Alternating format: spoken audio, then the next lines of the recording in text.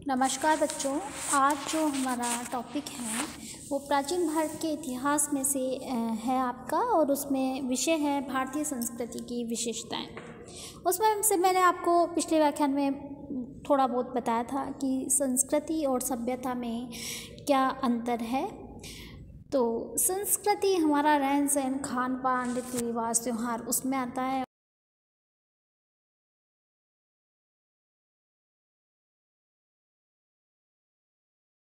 इतिहास में एक ऐसा स्तर आता है जब मनुष्य एक विशेष प्रकार का बौद्धिक उत्कर्ष कर लेता है। ये उत्कर्ष साहित्य, दर्शन, विज्ञान, कला आदि के माध्यम से मुखरित होता है। तो थोड़ा बहुत हमने पढ़ा था और हम जानते हैं इस चीज़ को कि भारत की प्राचीन संस्कृति का इतिहास अत्यंत गौरवशाली रहा है। हमारे संस्कृति में ये कहा जाता है और कि वसुधैव कुटुंब की भावना के आधार पर हमारी संस्कृति है, विश्व के कल्याण के लिए है। भारतीय संस्कृति की उस उदात्त भावना का ही परिणाम था कि जहाँ प्राचीन विश्व की समकालीन संस्कृतियाँ पूर्णतः काल कवलित होती गई, वहाँ भारतीय संस्कृति आज भी जीवित है तथा सबके लिए प्रतिमान तथा आदर्श स्वरूप है। ऐसी गरिमाएं संस्कृति का अध्ययन समस्त भारतीयों को गौरवान्वित करता है। भारतीय संस्कृति की कुछ ऐसी विशेषताएं हैं जो विश्व के अन्य देशों की संस्कृतियों में दृष्टिगत नहीं होती। भारतीय संस्कृति ने विश्व में अपनी महत्ता को बनाए रखा है। हमारी संस्कृति की एक पहचान तो ये है कि यह सर्वाधिक प्राचीन संस्कृति है। भारतीय संस्कृति अन्यतम विशेषता यह है कि वह विश्व की उपलब्ध सभी संस्कृतियों में प्राचीनतम है। मिस्र की संस्कृति संभवतः इसकी समकालीन थी, किंतु यह नाम मात्र विशिष्ट है। यूरोप, रूस, अमेरिका आदि की संस्कृतियों के जन्म से भी बहुत पूर्व भारतीय संस्कृति अपनी पूर्ण परिपुष्ट अवस्था में विद्यमान थी। एक इस संस्कृति की ये विशेषता है कि यह निरंतरता अथवा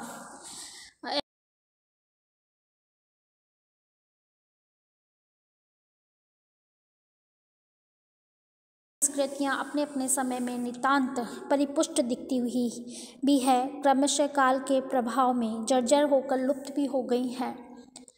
आज उनके कुछ अवशेष मिले हैं, परंतु हमारी संस्कृति मूल रूप में है और अपनी पहचान बनाई हुई है। विभिन्न युगों यहाँ भी बहुत आमूल जमूल परिवर्तन हुए, परंतु हमारी संस्कृति फिर भी बनी हुई है।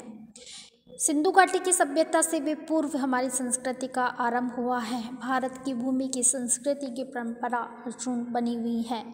विभिन्न क्षेत्रों में इसके प्रबल प्रमाण हैं। भाषा के क्षेत्र में संस्कृत आज भी समाज में उसी प्रकार लिखी, पढ़ी और बोली जाती है जैसे पाणिनि के समय में थी। आज से 2500 वर्ष पूर्व धार्मिक क्षेत्र में राम और कृष्ण, ब्रह्मा और शिव सहस्त्रों वर्ष पूर्व की भांति आज भी पूज्य और प्राप्त स्मरणीय है। आज भी हमारे इनके उस महत्व में कोई कमी नहीं आई है। चाहे हम आधुनिकता की ओर कितने भी बढ़ गए हैं, फिर भी ये हमारे आराध्य देव रहे हैं। संपूर्ण भारत खंड के विभिन्न प्रदेशों को संचित करने के भूमि को बना देने वाली गंगा, यमुना, गोदावरी, कावेरी, नर्मदा, सिंधु आदि नदियाँ कितने हजार वर्षों से आज तक पवित्र ही मानी जाती हैं।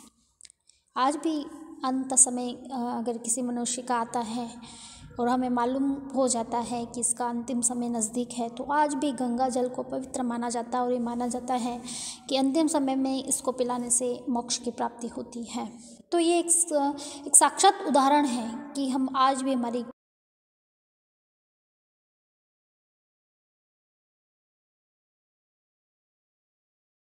मनुष्य के विभिन्न संस्कारों में प्रयुक्त होने वाले वेद विहित जो मंत्र ग्रह सूत्रों में पूर्णतः विकसित होकर समाज में स्थापित हुए हैं।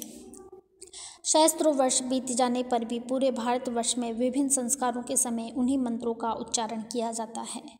समय समय पर भारत में नवीन प्रवृत्तियाँ उत्पन्न हुई। ब्राह्मण आक्रमणकारियों का भी संस्कृति पर प्रभाव पड़ा, किंतु भारतीय संस्कृति के मूल तत्व इतने प्रबल थे कि विभिन्न परंपराओं का मूल इतना पुष्ट एवं गहरा था कि न तो समय उन्हें उखाड़ फेंक सका, न ही बाह्य प्रभाव उन्हें समाप्त कर सका। इस कारण प्रसिद्ध उर्दू शायर इकबाल ने अपने सारे जहाँ से अच्छा हिंदुस्तान हमारा कविता में भारतीय संस्कृति के अटूट प्रभाव के लक्ष्य करके लिखा था।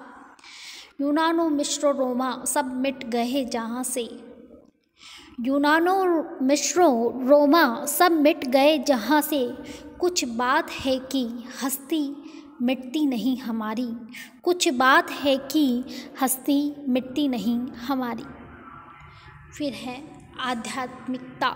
ये हमारी संस्कृति की बहुत पहचान है।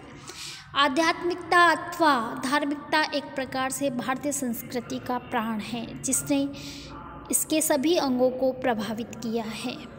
प्राचीन भारतीय ने दैहिक सुखों का महत्व समझते हुए उन्हें अपने जीवन पद्धति में गौण स्थान प्रदान किया। प्राचीन समाज में पुरुषार्थ का विधान एवं आश्रम व्यवस्था का प्रतिपादन मनुष्य के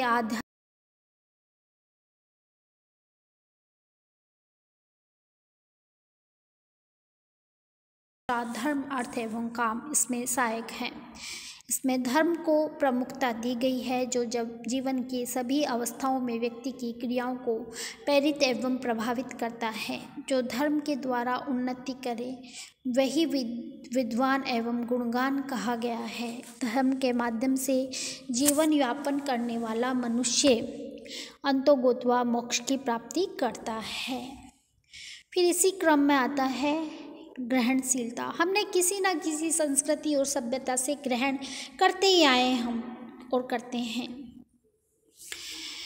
उसमें प्रतिकूल परिस्थितियों को अपने अनुकूल बनाने कर अपने में समाहित करने की अद्भुत शक्ति है। जो हमारे यहाँ आया वो हमारा ही होके रह गया। हमारे यहाँ पर बहुत से विदेशी यात्री आए, जिन्होंने हमारी संस्कृति के बारे में जाना और यहाँ पर कई ग्रंथ भी लिखे और कईयों ने प्रभावित होकर बौद्ध धर्म ग्रहण किया, किसी ने ब्राह्मण धर्म स्वीकार किया।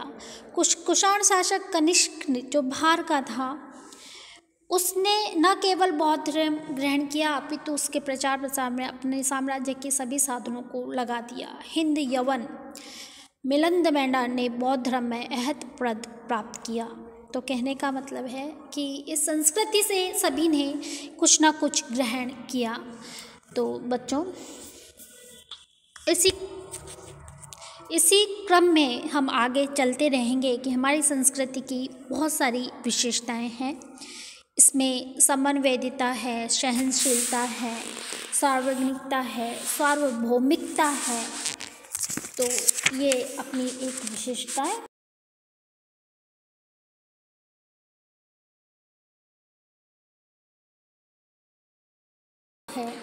जीवन में नैतिकता है और त्याग की भावना है। इनको हम एक विस्तृत रूप से उसमें अगले व्याख्यान में अध्ययन इनका करेंगे और उसको विस्तृत रूप से आगे भी पढ़ेंगे। आज के लिए इतना ही।